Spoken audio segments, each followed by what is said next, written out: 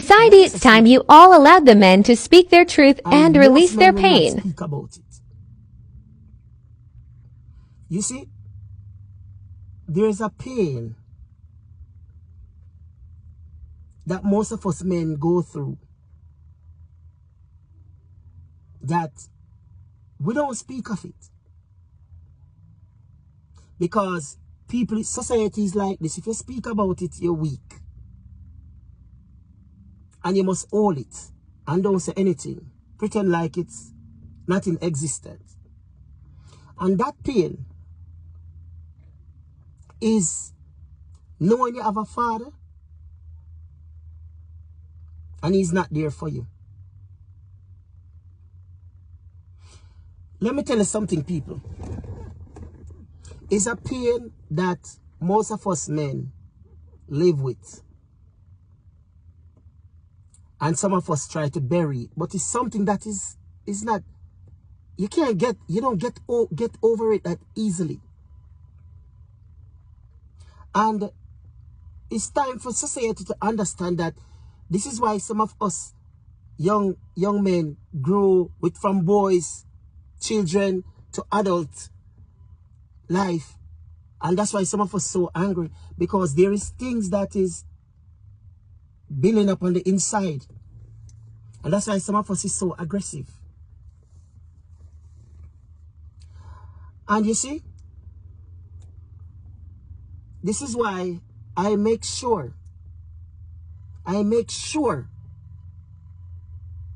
sacrifice my time, my life, myself for my 2 children.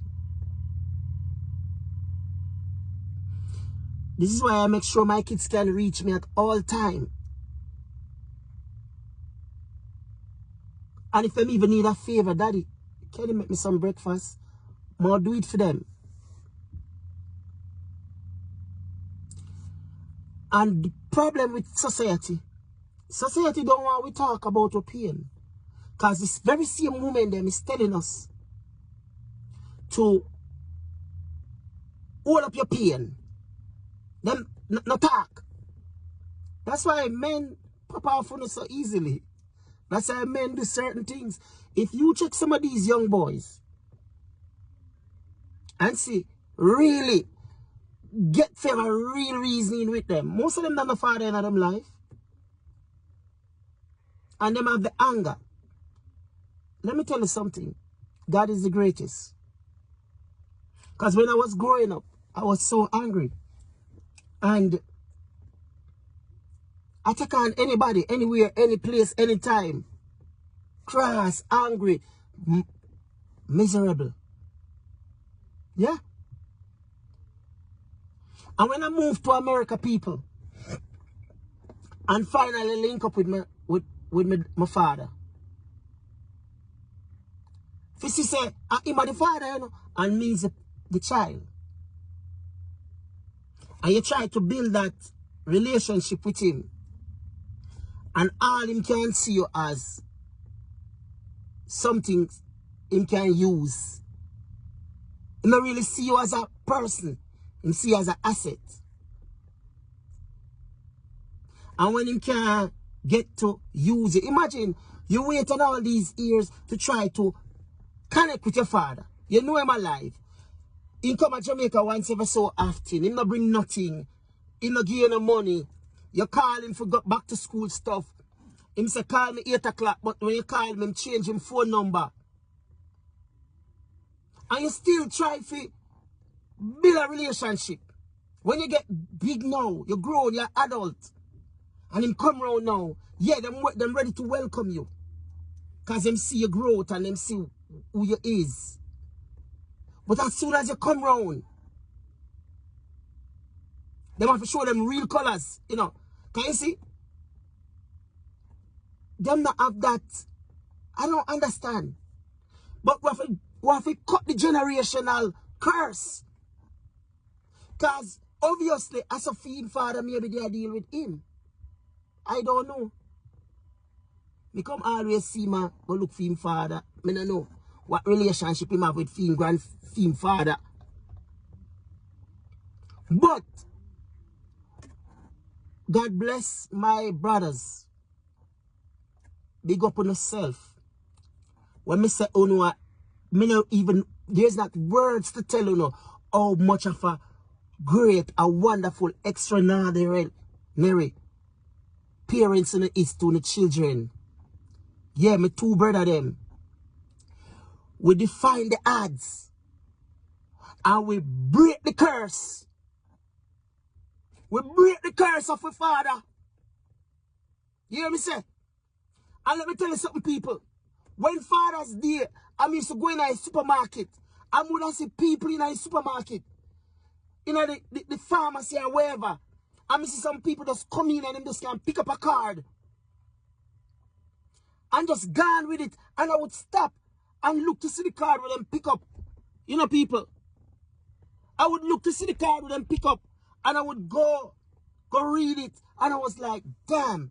This person could just run in the store and pick up a card to just represent them father without even spending the time to say, does this go with my dad? Is this really the person? And when we read some of the card them, and you hear the wonderful things tonight, tears me just feel emotional. For you know, say my father was alive and he no make no attempt to connect with him children. He no make no attempt to be a part of him children them life. And the only thing my father could do when I come around him, try use me for sell drugs for him. Fraud me name. That's all. And when him realize, me realize what him up to, I'm gonna start put some things in place to make sure say, you can't use me. Even though me I pay the man rent, Fush Park me and him live. The rent are $900 people. And me I give him $500. And me I pay the light and me I pay the water. And me I pay the phone bill. Even though the house phone I him I use it, but me make sure me pay it too. And I said to myself, you know, imagine you wait all these years. Now you reach till you reach in your 30s. From me come on the man for me about 20 something, 27, 28. And let me tell you something, people. That pain never go away. The man dead. And while the man upon him die in bed, the man never even know if he say, forgive me and apologize. I'm not telling a lie, people. Sometimes when I wake up out of my sleep and I think about him, I just say, he's a piece of shit. Yeah. I mean, hope him to find a resting place. Because you see, oh man, we're turning the back on the children. Oh no, it's wicked. But big up my grandmother. Big up Millicent Palmer. She died gone from 99. She was my mother, she was my father. Because I not see my mother 20 times since me born. That's going to be a story for you next day. I said so. Men, only for billion and the children them life. When me look and see how my daughter big and a drive, that she a drive her daddy. Daddy ain't going to critique my driving. I'm like, just drive baby girl. It's a wonderful feel when I see my son say, Dad, you know, so me drive like you. I'm watching all the corner of them. Like when daddy all the corner of them. It's a different kind of joy. Only look at dirty man. We are breed up the woman them. Me I go tell you no. Only if you take care of the bumbuckler children. Or if you get the death penalty. I mean, no care when nobody wants to say. And that's what me there.